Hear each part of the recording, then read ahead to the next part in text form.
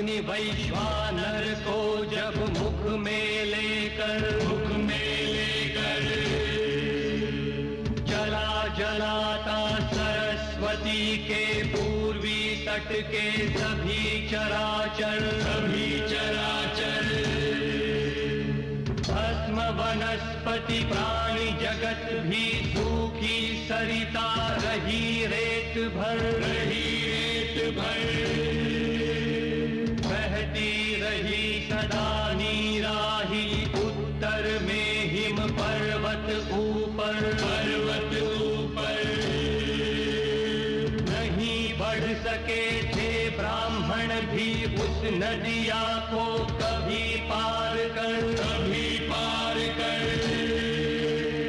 फैला हुआ सदा नीरा के पूर्वी तट पर गहरा दलदल स्वाद नहीं अब तक खा पाया वैश्वानर ने धरती ऊसर।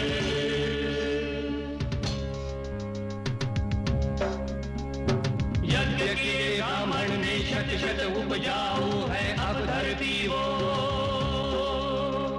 शीतल जल को लेकर बहती तपे दिनों में भी सरिता वो, पूर्व दिशा में रहता माधव अग्निदेव की अनुमति लेकर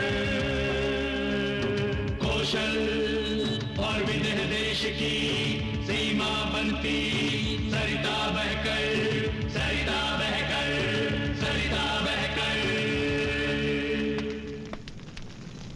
उत्तर ऋग्वेद काल की आबादी पशुपालक वैदिक लोगों, किसानों और आदिम कबीलों का मिला जुला रूप थी। ये हिंद आर्य समूह लगभग 1000 वर्ष ईसा पूर्व में पंजाब से पूरब की ओर बढ़ने लगे। ये लोग मूल वैदिक लोगों से पूरी तरह भिन्न थे। इस दौर की विशेषता थी लोहे का इस्तेमाल। शुरू में लोहे के हथियार ही बनते थे, धीरे धीरे औजार भी बनने शुरू हुए। खेती के लिए लकड़ी के हल का इस्तेमाल शुरू हुआ। मिट्टी के बर्तन बनाना, कपड़े बुनना और लकड़ी का सामान तैयार करने की तकनीक सिंधु घाटी सभ्यता से ही ली गई।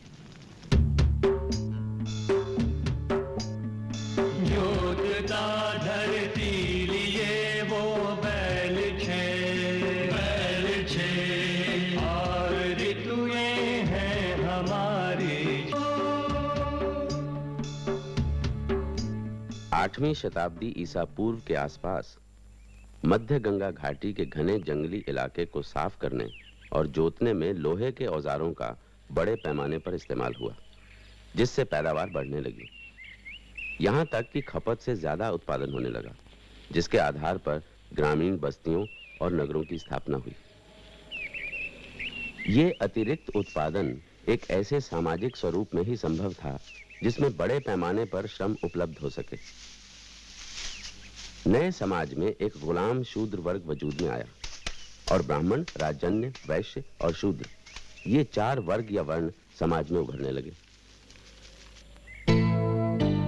आदि पुरुष के यज्ञ में पुरुष की हवि की देवता होने की धारणा, घृत हुआ वसंत ग्रीष्म ईंधन, हवि की शरद ऋतु में की कल्पना। पुरुष को बांटा देवों ने कितने अंशों में, मुख था कौन, भुजाएं थी कौन, जंघाएं कौन, चरण था कौन।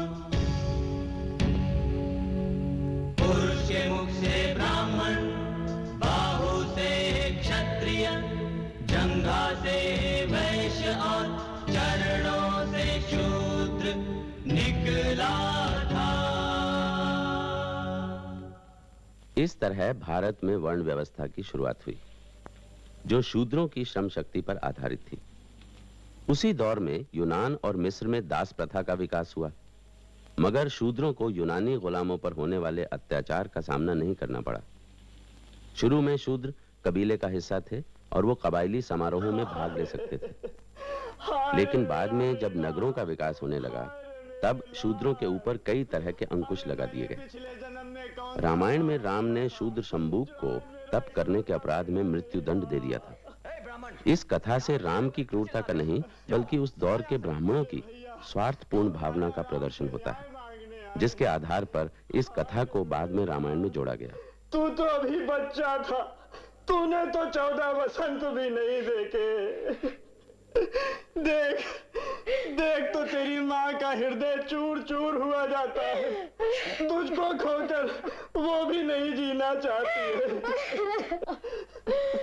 मेरा बेटा समय ही अकाल के मुंह में चला गया। प्रतापी राजा राम, क्या तुम्हारे राज्य में ऐसा ही होगा? राम, हाँ राम ही है दोषी। यदि उनके सिंहासन पर बैठने से एक अबोध बालक की मृत्यु हो सकती है। महाराज को दोष क्यों देती है ब्राह्मणी? अरे ये तो तेरा अपना कर्म है।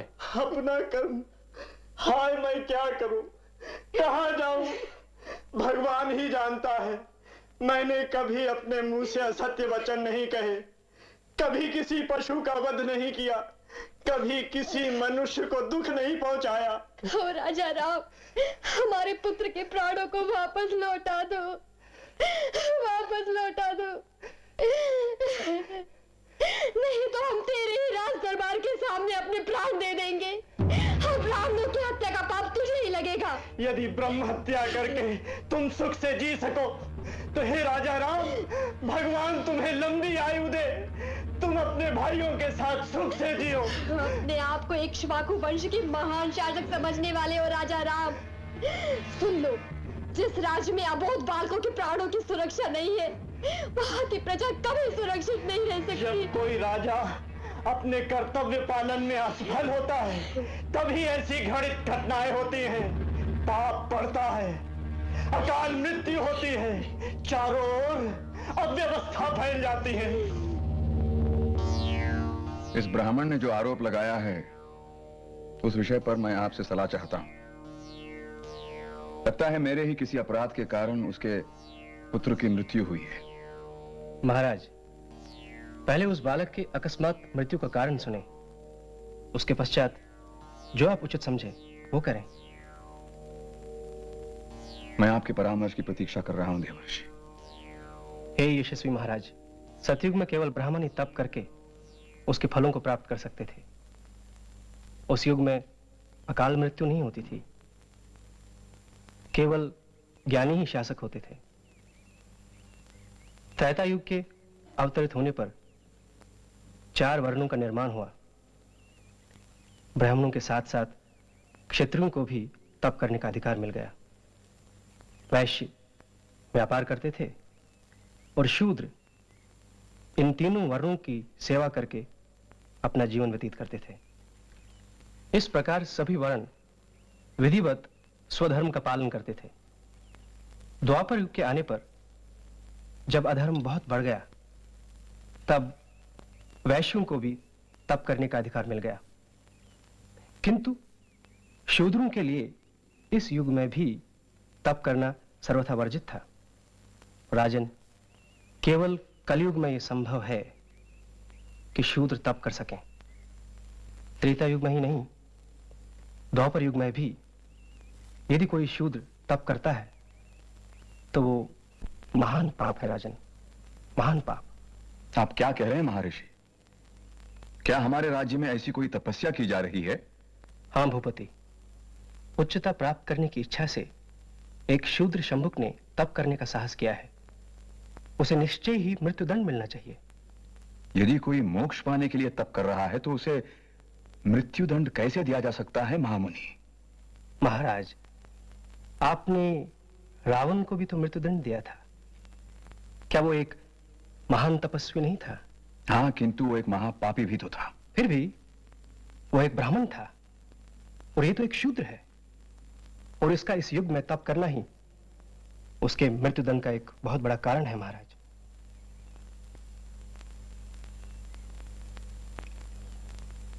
तो फिर क्या शंभुक पापी है? महाराज, यदि राजा शूद्र को दंड नहीं दे सकता तो उसे अवश्य नरक लोक मिलता है।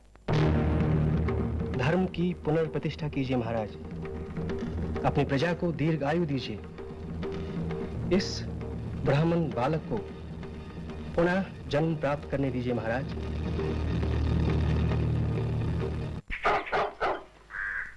किसान समुदायों में आदिम शिकारी और अन्य बटोर कबीले बड़ी तादाद में शामिल किए गए, लेकिन उन्हें वर्ण व्यवस्था के बाहर सस्ते गुलाम मजदूरों की तरह रखा गया। गुरुदेव, कुत्ते ने भूखना बंद कर दिया। उधर कोई है जो हमारे शिकारी कुत्ते पर बाण छोड़ रहा है? अवश्य इन जंगलों में रहने वाला कोई निषाद होगा। चलो चलकर देखते हैं। सबसे पहले की अछूत जातियों में थे दो शिकारी कबीले, चांडाल और निषाद। महाभारत की एकलव्य की कहानी में उत्तर वैदिक काल में ऐसे कबीलों के प्रति व्याप्त रवैये की झलक मिलती है।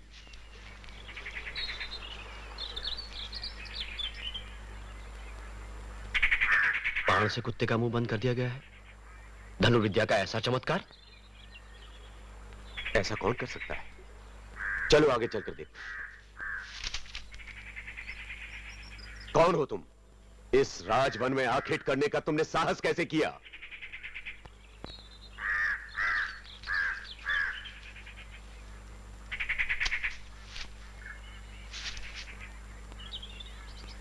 गुरुदेव, मुझे आपका आशीर्वाद चाहिए। मुझे गुरुदेव कहने वाले, मुझसे आशीर्वाद चाहने वाले तुम हो कौन? इससे पहले तो मैंने तुम्हें कभी नहीं देखा। गुरुदेव, मैं एकलव्य नाम का एक निषाद हूं। अपने ही कबीले के सरदार व्याधराज का पुत्र हूं मैं। गुरुदेव, आपने मुझे पहचाना नहीं? मैं आपसे पहले भी मिल चुका हूं। 10 वर्ष पहले मैं आपके पास शिष्य बनने आया था। तब आपने मेरी प्रार्थना को ठुकरा दिया था। ठीक ही किया था मैंने, क्योंकि मैं केवल ब्राह्मणों और क्षत्रियों को ही शिक्षा देता हूं, तुम जैसे निम्न वर्ग में पले हुए व्यक्ति को नहीं। गुरुदेव, यदि मैं निम्न वर्ग में पैदा हुआ हूं तो इसमें मैं क्या कर सकता था? मेरे पास चुनाव की कोई सुविधा थी क्या? गुरुदेव, मेरी प्रतिभा और कुशलता का कोई मूल्य नहीं। मनुष्य यदि अनचाही व्यवस्था में जन्म लेता है तो यह उसका भाग्य है, तुम्हें उसे स्वीकार करना चाहिए। परंतु तुमने इतनी विद्या सीखी कहां से? इतनी विद्या तो मेरे प्रिय शिष्य अर्जुन को भी नहीं आती। गुरुदेव, ये सब आप ही की कृपा है। मेरी कृपा? जी हाँ। आइए, आप स्वयं चलकर देख लीजिए।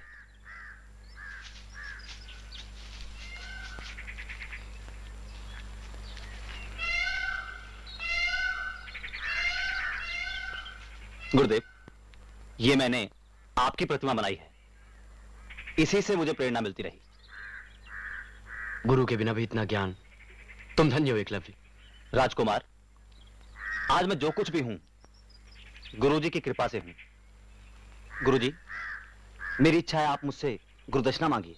परंतु क्यों? मैंने तुम्हें दिया ही क्या है? गुरुजी, मुझे इस तरह से ठुकराइए नहीं।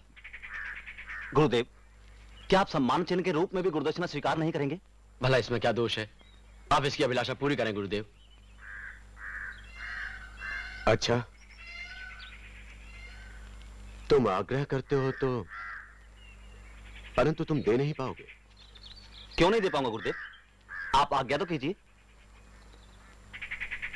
रहने दो, तुम दे नहीं सकोगे। क्यों नहीं दे पाऊंगा गुरुदेव?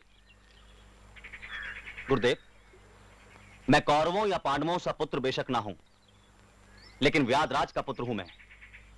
आप कहें तो अपनी पूरी संपत्ति आपके चरणों में रख दूं। नहीं, धन नहीं चाहिए मुझे। तो फिर?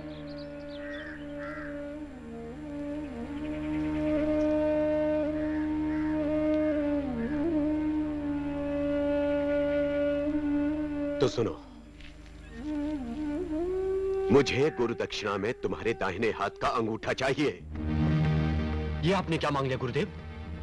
आप आशीर्वाद दे रहे हैं साहब? यही तो कह रहा था, दक्षिणा मांगिए, दक्षिणा मांगिए। गुरुदेव, मैं आपको अपना अंगूठा जरूर दूंगा, लेकिन एक प्रश्न पूछूं? कैसा प्रश्न? गुरुदेव, क्या कभी आप अपने इस अर्जुन से उसका हाथ मांग सकेंगे?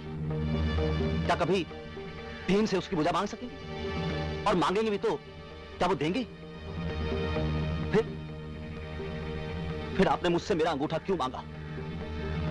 गुरुदेव, क्या आप अपने ही हाथों अपने शिष्य की हत्या नहीं कर रहे? ठीक है, तो मत दो और चलते बनो। नहीं नहीं गुरुदेव, नहीं, मैं आपको गुरु दक्षिणा अवश्य दूंगा।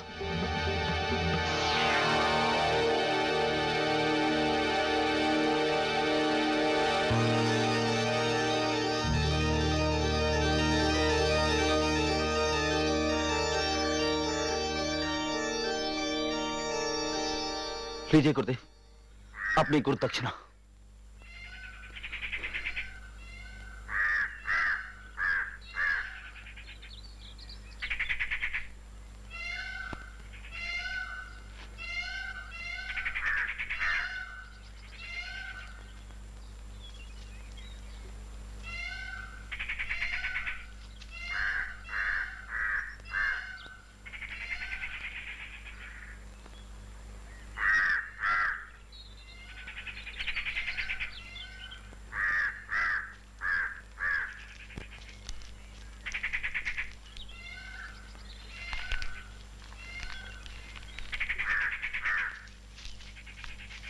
ये क्रूरता क्यों गुरुदेव? धर्म की व्यवस्था के लिए। क्या तुम नहीं जानते कि शूद्रों और वनवासियों को धनुर्विद्या नहीं सीखने दी जा सकती? क्योंकि यदि वनवासियों ने युद्ध कला सीख ली तो क्या वे क्षत्रियों की तरह शक्तिशाली होने की आकांक्षा नहीं करने लगेंगे? उस वनवासी का अंगूठा छीनकर मैंने इन संभावनाओं को हमेशा के लिए समाप्त कर दिया है। पर यह अन्याय है गुरुदेव।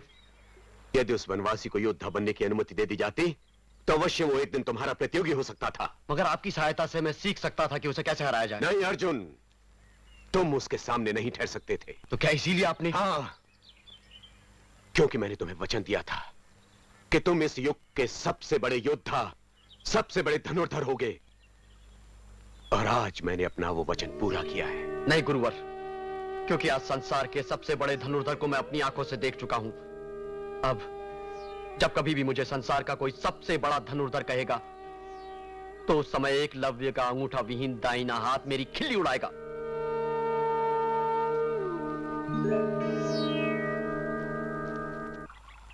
शंबूक और एकलव्य की कथाओं से हमें उस समाज की जानकारी मिलती है जिसमें प्रचलित वर्ण व्यवस्था में ब्राह्मणों का स्तर सबसे ऊंचा था और ब्राह्मण इस दर्जे को बरकरार रखने के लिए जुटे रहते थे।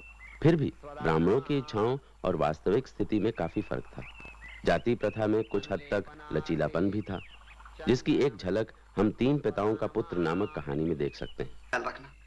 वैश्य वर्ण में किसान, चरवाहे, दस्तकार और वणिक यानी व्यापारी भी शामिल थे। वैश्य ही मुख्य करदाता थे, जिनके करों, चुंगी और उपहारों के आधार पर ही ब्राह्मण और क्षत्रिय अपनी गुजर बसर करते थे। व्यापारी कभी कभी राजा की तरफ से भी व्यापार किया करते थे, जैसे कि हमारी कहानी का व्यापारी धनपाल। उत्तर वैदिक काल की मान्यताओं की झलक मिलती है। एक विद्रोही जिसकी जात का पता नहीं एक वैश्य औरत से शादी करता है। उस औरत को एक ब्राह्मण से बेटा होता है जिसे एक क्षत्रिय राजा गोद लेता है। इससे जाति के उतार चढ़ाव का पता चलता है। चंद्रप्रभा के पिता के रूप में विद्रोही के अधिकार को ही मान्यता दी जाती है, न कि ब्राह्मण या क्षत्रिय के अधिकार को। व्यक्ति के अधिकार के संदर्भ में जाति को कोई महत्व नहीं दिया जाता। वर्ण विभाजन से मेहनत कश शूद्रों की हालत सदियों तक दयनीय बनी रही। आज भी गुजरात के बंधुआ मजदूरों के इस गीत में वही भावना छिपी है जो प्रारंभिक काल के दास और शूद्रों की रही होगी।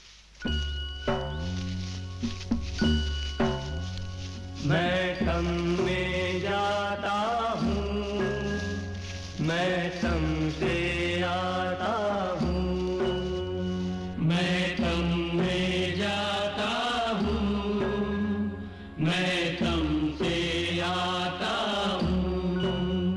मेरा सारा जीवन अंधियारा, मेरा सारा जीवन अंधियारा, नहीं किरण कोई उजियारा, नहीं किरण कोई उजियारा।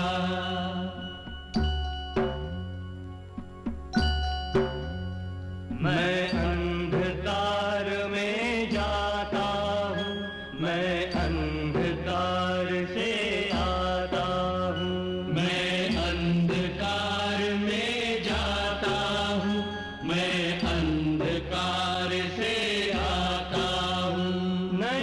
किरण नहीं उजियारा, नहीं किरण नहीं उजियारा, नहीं किरण